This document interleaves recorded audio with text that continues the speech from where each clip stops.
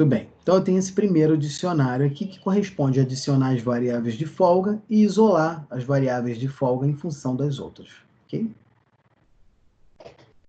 Então, voltando ao nosso problema inicial, aquele problema que eu tinha colocado com 3 variáveis, eu vou adicionar uma variável de folga que eu vou chamar de x4 aqui embaixo, ó, acompanha comigo aqui. Adicionei na segunda restrição uma outra variável de folga que eu chamei de x5, e adicionei na terceira restrição uma outra variável de folga que eu chamei de x6. Bem, uma questão a ser considerada é que eu tinha um problema com 3 variáveis, e agora eu tenho um problema com 6 variáveis, certo? Não tem problema. Esse é o preço que a gente paga por usar o método simplex. Eu preciso adicionar essas variáveis de folga aqui. Tudo bem?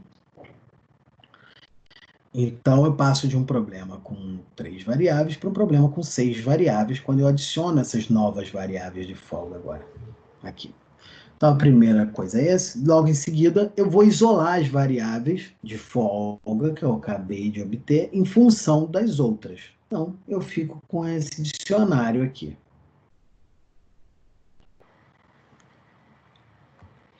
Ok. Sim, ficamos com esse dicionário, então, isolando, né, as variáveis de folga. E aí a maneira de resolver o problema é atribui x1 igual a 0, x2 igual a 0 e x3 igual a 0. A gente está num problema com diversas soluções, então eu chuto uma solução inicial, que é de 0 para todo mundo aqui, e crio uma primeira solução, que é x4, x1 igual a 0, x2 igual a 0, x3 igual a 0, x4, x5, x6, dados por esses valores. Né? Em seguida, então, a gente precisa seguir alguma regra para ver que tipo de variável entra na... Bem, eu estou com uma solução, importante dizer isso, eu estou com uma solução, então, que é resultado de eu ter zerado essas variáveis aqui, que eu chamo de variáveis não básicas. Eu zero essas variáveis aqui, x1, x2 e x3, e como elas têm valor zero, o x4 é 430, o x5 é 460, e o x6 420. E o z associado é zero, porque x1 é zero, x2 é zero e x3 também é zero. Né? Só que, com certeza, essa solução não é a melhor solução possível. Eu estou interessado em maximizar esse problema aqui. Né? Certamente, essa solução com x1, x2 e x3 igual a zero é a solução mínima. Mas eu não estou interessado no mínimo, estou interessado no máximo.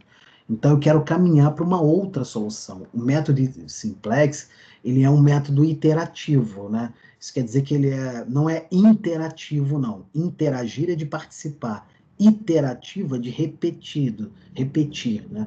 Então, ele é um método iterativo, ele é um método repetitivo, que ele vai executando sempre o mesmo conjunto de passos. Então, dado um ponto, o que eu quero é achar uma direção de crescimento naquele ponto e achar o próximo ponto que seja viável e que tenha um valor de função objetivo maior do que esse aqui, que atualmente é zero. Bem, repara o seguinte, para a gente fazer isso, como eu tenho 3x1, 2x2 e 5x3, eu, ao aumentar o valor da variável x3, que é zero, eu aumento o z. Então, eu vou dizer que x3 é candidato para entrar nessa nova solução. Tá? Então, a partir dessa análise, o x2 também pode entrar, o x1 também pode entrar nessa solução. Então, eu tenho 3 candidatos aqui a entrar na solução, mas eu vou escolher o que tem maior coeficiente, que nesse caso aqui é esse. Eu não quero entrar muito nos detalhes, porque eu não vou cobrar, nós não vamos cobrar exatamente esses detalhes do método simplex para vocês, tá? Eu só quero dar uma visão geral.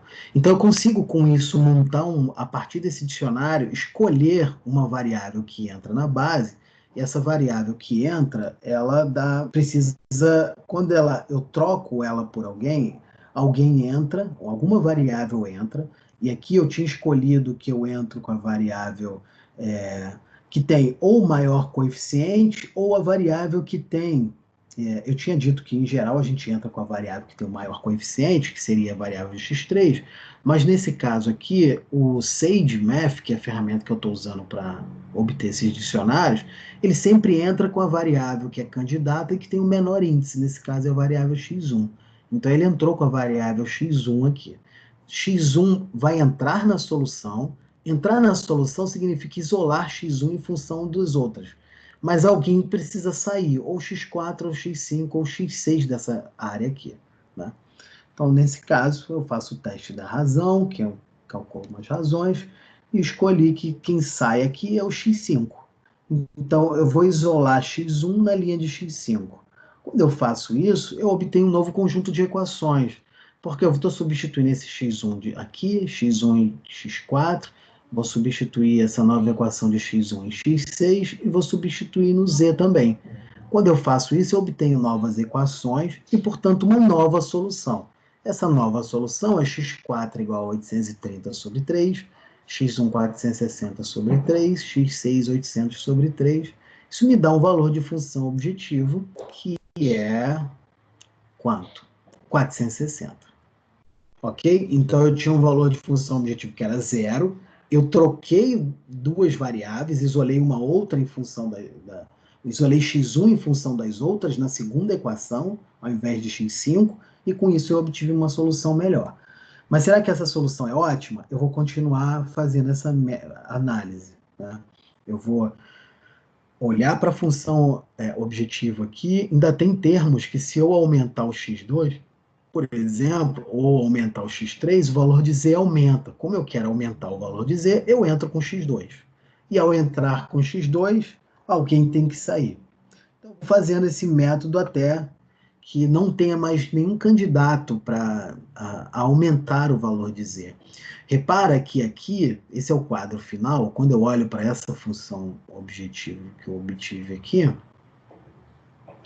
como todas as variáveis na linha da função objetivo têm coeficientes negativos, significa que se eu aumentar x5, o que acontece com o z? Diminui. Se eu aumentar x1, o z diminui. Se eu aumentar x4, o z diminui.